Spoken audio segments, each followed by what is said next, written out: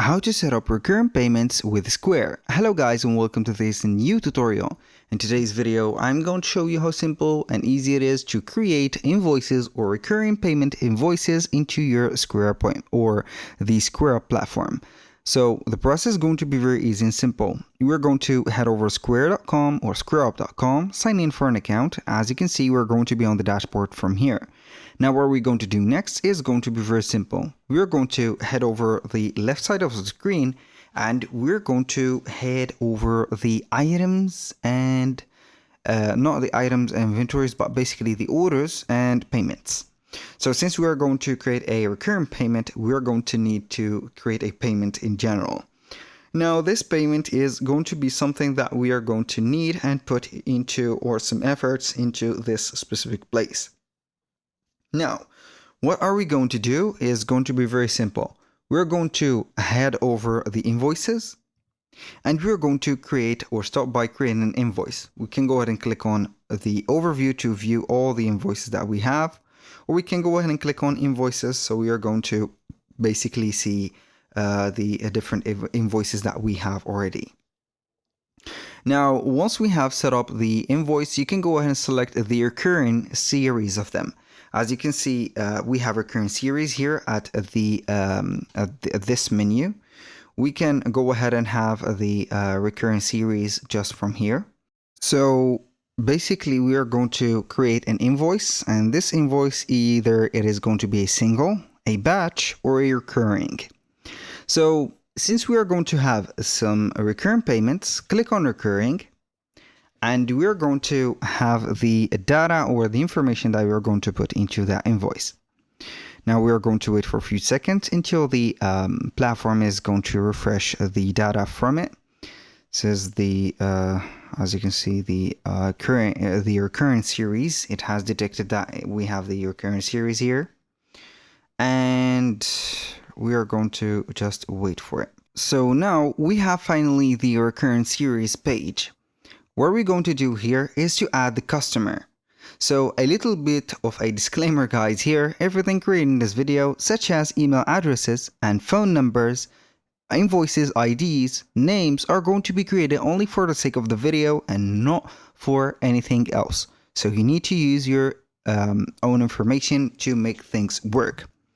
So here, what can we do is to add our address or the client address. As you can see, this is not going to be my address. This is a testing account only. This is not a regular setup. So we're going to have everything in our mind set up like that. As you can read, we have the invoice title. We have this specific, as you can see here, setup of the invoice. We're going to have it, for example, service, and we're going to have fees, for example, and after that we're going to put whatever that we have, the service date. We can go ahead and set the send date. The invoice ID is going to be standard, and we are going to be on the message. And what we're going to do now is going to set up the message. Here is a recurring invoice for our, like that, services, or monthly services. Now what we're going to do next is going to head over the item lines. We can go and select the service. Of course, you need at least to have a service into your Square account. Let's say that we have a website design. Now we're going to have the total set up. So we can go ahead and set up the quantity, which is going to be maybe one website or one quantity of a service in the month. You can have the subtotal, the tax, and the total at the end. And we can add some attachments or custom fields. The attachments are going to be some files that you have at least here, maximum size of 25 megabytes.